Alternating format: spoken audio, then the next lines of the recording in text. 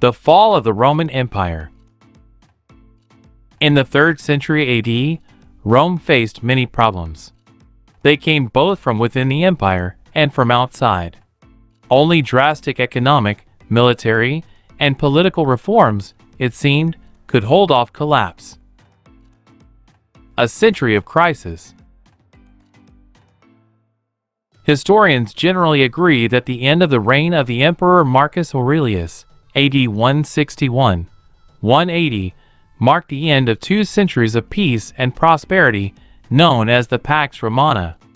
The rulers that followed in the next century had little or no idea of how to deal with a giant empire and its growing problems. As a result, Rome began to decline. Rome's economy weakens.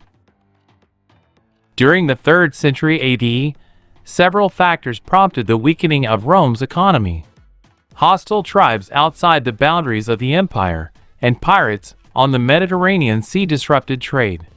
Having reached their limit of expansion, the Romans lacked new sources of gold and silver. Desperate for revenue, the government raised taxes. It also started minting coins that contained less and less silver. It hoped to create more money with the same amount of precious metal. However, the economy soon suffered from inflation, a drastic drop in the value of money coupled with a rise in prices. Agriculture faced equally serious problems. Harvests in Italy and Western Europe became increasingly meager because overworked soil had lost its fertility. What's more, years of war had destroyed much farmland. Eventually, serious food shortages and disease spread, and the population declined.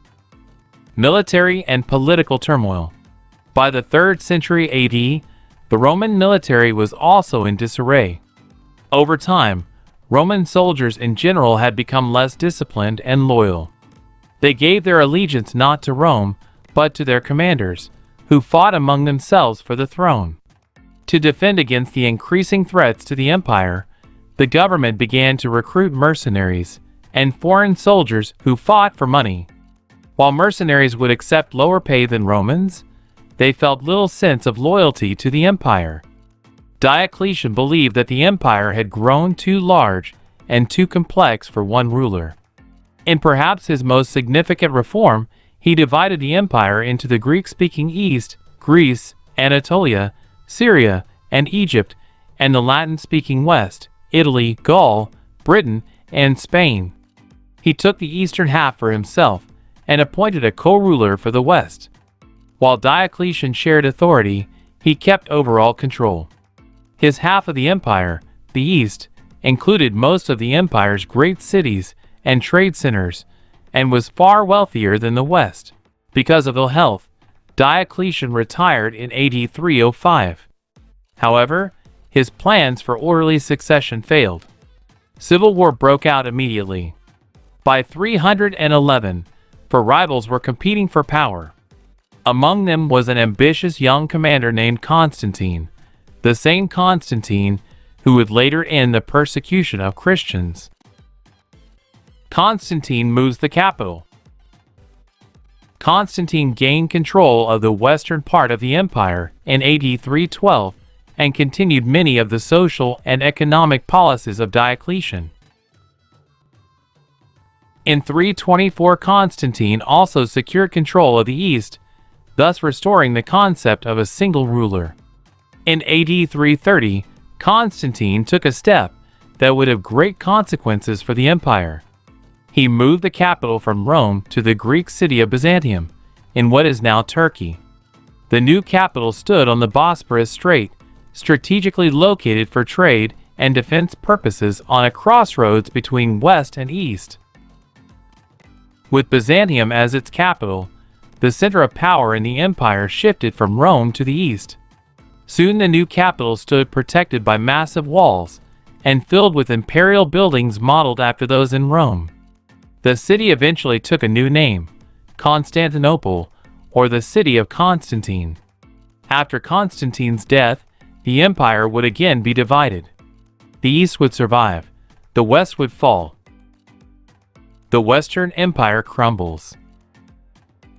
The decline of the Western Roman Empire took place over many years.